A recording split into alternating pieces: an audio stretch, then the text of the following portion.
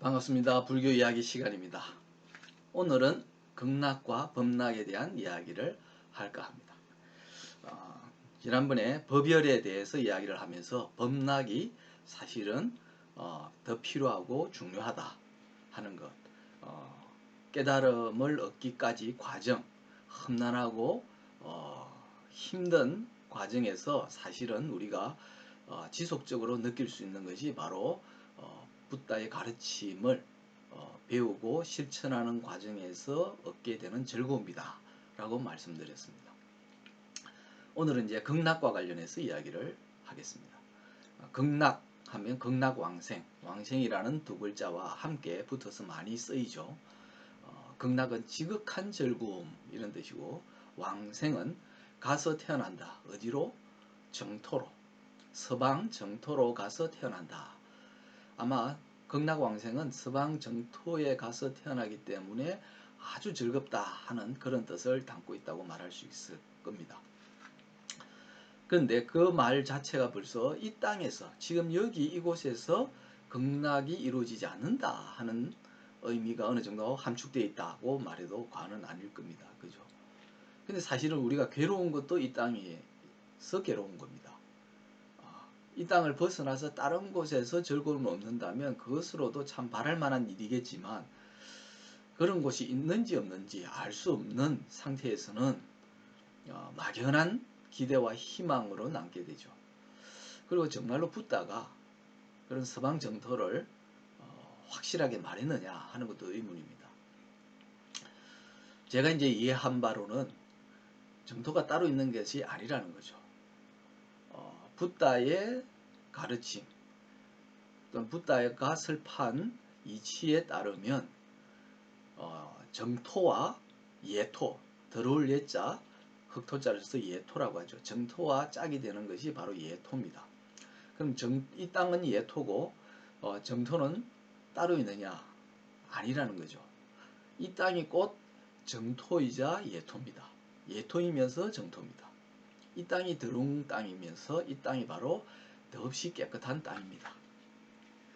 그렇다면 달리 갈 정토가 따로 있는 것이 아니라는 거죠. 그렇다면 이 땅에서 내가 극락을 누리게 되면 바로 이 땅이 정토가 되는 거죠. 근데 극락이라고 하는 것은 지극한 즐거움이라고 그랬습니다. 그럼 이 지극한 즐거움은 우리가 흔히 말하는 세속적인 즐거움을 말하느냐? 그게 아니죠. 진정한 의미에서 이치를 통해서 얻게 되는, 그리고 이치를 깨치면서 얻게 되는 즐거움입니다. 그건 바로 범락을 가리키는 거죠. 붓다의 가르침을 통하지 않고도 우리는 이치를 배우고 터득하면서 즐거움을 얼마든지 얻을 수 있습니다. 붓다의 가르침이라고 하는 것은 좀 더 효과적이고 오류를 저지르지 않을 수 있는 그런 방침으로서의 가치를 가집니다. 붓다가 태어나기 전에는 붓다라고 하는 존재가 없었다고 우리가 가정을 할 때, 그럼 붓다는 어떻게 이 범락을 또는 극락을 누렸을까? 스스로 깨친 겁니다. 그리고 스스로 깨칠 수 있는 능력은 모든 사람에게 다 있습니다. 모든 중생이 그런 자질과 능력을 타고납니다. 그게 바로 불성이죠. 붓다가 될 수 있는 타고난 바탕. 그죠? 그러면 누구나 붓다의 가르침을 통해서든 통하지 않고 쓰든 범락을 누릴 수 있습니다. 법은 붓다의 가르침이라고는 의미를 갖고 있다고 말씀드린 바 있습니다. 불법으로 해석이 되는 글자입니다. 그럼 붓다의 가르침은 뭐냐?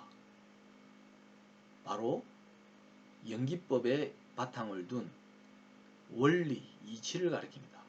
즉 사물과 현상이 존재하고 또는 변화해가는 그러한 모습들 이면에서 작동하는 원리, 궁극적인 이치를 가리킵니다. 그것을 누구보다도 붓다가 잘 일러주기 때문에 우리가 불법이라고 할 뿐이지, 사실은 붓다가 아닌 누구라도 그런 원리나 이치를 찾아내고 가르칠 수 있습니다. 따라서 그런 법, 이치를 터득하려고 하면서 갖게 되는 즐거움이면 다 범락이 됩니다. 그리고 이 즐거움이 지속되느냐 지속되지 않느냐, 그리고 이 즐거움 끝에 깨달음을 얻느냐 얻지 못하느냐로 내가 올바른 공부를 했느냐 안 했느냐가 검증되는 겁니다. 그래서 이 범락이라고 하는 것을 하나씩 하나씩 일상에서 체험해가는 것, 이것이 무엇보다도 중요하고 사실 붓다가 바라는 바입니다. 단순히 깨달음의 과정은 힘드니까 늘 괴로워해야 되고 힘들어하면서 그것을 무조건 견뎌내야 된다 하는 것이 붓다의 가르침이 아닙니다. 붓다가 최종적으로 설산수행을 한 뒤에 깨침을 얻고서 중도를 가르쳤죠. 그죠? 사실 중도라고 하는 면이 그래서 굉장히 중요하고 의미가 있습니다. 어느 쪽으로도 치우치지 않는 것. 지나치게 낙관해서도 안 되지만 또 비관해서도 안 되는 겁니다. 너무 힘든 길로 가도 안 되고 너무 쉽고 편안한 길로 가도 안 됩니다. 아주 힘들면서도 편안한 부분이 있고 편안하다고 여기지만 사실은 굉장히 힘든 일도 생기죠. 우리 일상의 경험을 보면 압니다. 우리는 정말로 이 길이 편안할 거다 이러지만 막상 가다 보면 결코 편안하기만 하진 않아요. 힘들다고 만 여겼던 건데 사실 가다 보니까 편안하고 즐겁더라 이런 경우도 많습니다. 이렇게 쉬움과 어려움, 즐거움과 괴로움이 같이 뒤얽혀 있는 것이 인생사고 사물이 존재하는 방식입니다. 그래서 어느 하나만 존재하지 않는 거죠. 양쪽이 이중적으로 양면적이라고 할 수 있는 것들이 공존하고 동시에 작동하는 것이 이 세상의 이치입니다. 바로 그것을 알면 선택하게 되는 게 바로 중이라는 거죠. 그래서 불교의 가르침이라고 하는 것도 쉬운 듯 어렵고 힘든 듯 또 즐거울 수 있는 겁니다. 바로 그것이 붓다가 강조하고 일깨워 주려고 했던 바죠.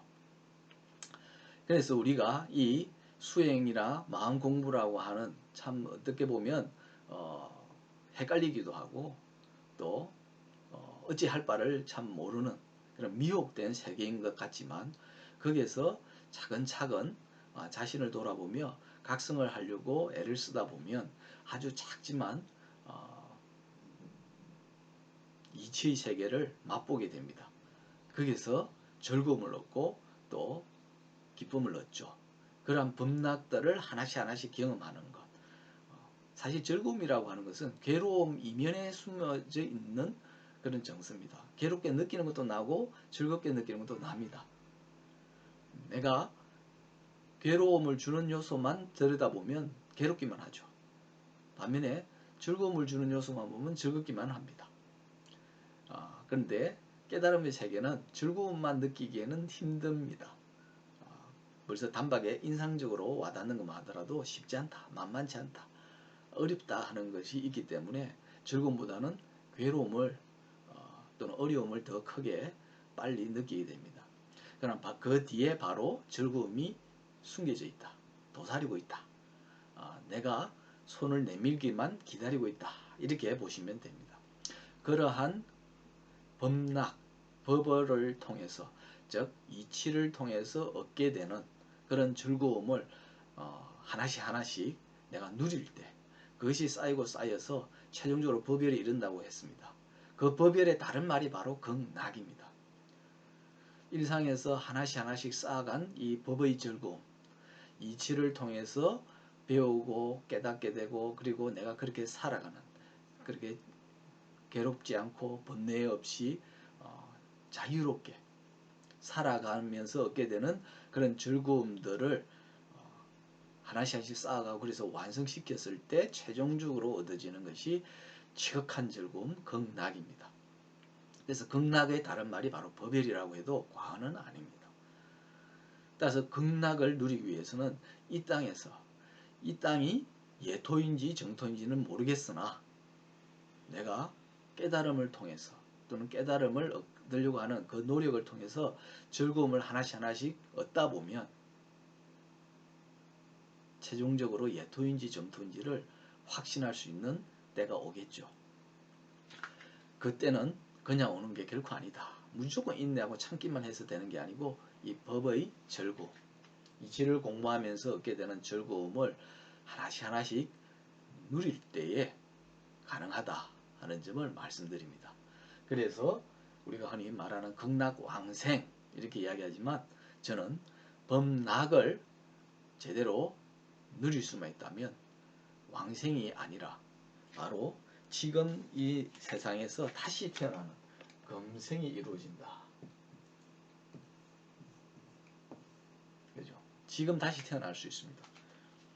우리가 부처님에 대해서 부다가 깨달음을 얻었다 이렇게 흔히 이야기합니다. 부다가 말 그대로 깨달음을 얻기 전에는 샤카 부족의 왕자로서 중생이었습니다. 그죠? 그런데 7년간의 수행을 통해서 드디어 깨달음을 얻고 그래서 성불, 부처로서 완성이 됐습니다. 그것을 다르게 말하면 뭐냐? 중생이었다가 바로 이 생에서 붓다로 다시 태어난 겁니다. 그게 금생입니다. 붓다는 과거에 대해서도 이야기를 할 필요 없다고 말했던 것처럼 앞으로 내가 어떻게 태어날지에 대해서도 말하지 않았습니다. 말할 필요가 없죠. 왜냐하면 윤회의 고리를 끊는 것을 목표로 하는데 다시 또 태어나는 것에 대해서 말한다는 것도 어불성설입니다. 중요한 것은 지금 내가 중생으로 태어났는데 지금 죽기 전에 붓다가 되는 것, 즉 부처로서 다시 태어나는 것, 그것이 유일하고 최종적인 목표가 되어야 되는 것이 마땅합니다. 그래서 극락왕생이라고 하는 것이 깨달음을 얻는데 힘든 처지에 있는 그런 상황에 있는 중생들에게는 희망의 메시지를 주는 것이긴 하지만 그게 이면에 숨겨진 더 깊은 의미를 놓칠 우려가 있다. 바로 범락을 통해서 금생, 이번 생에 내가 정토를 살 수 있는, 정토를 경험하는 것을 때로는 파묻을 수가 있다. 그래서 저는 극락왕생 이전에 그보다 더 중요한 범락금생에 대해서 말씀드렸습니다. 한번 곰곰이 생각해 보시길 바랍니다. 범락을 통해서 이번 생에 내가 다시 태어나는 일을 경험하는 것, 이것이 불교의 핵심이 아닐까 하는 점 말입니다. 오늘 이야기는 여기까지입니다. 성불하십시오.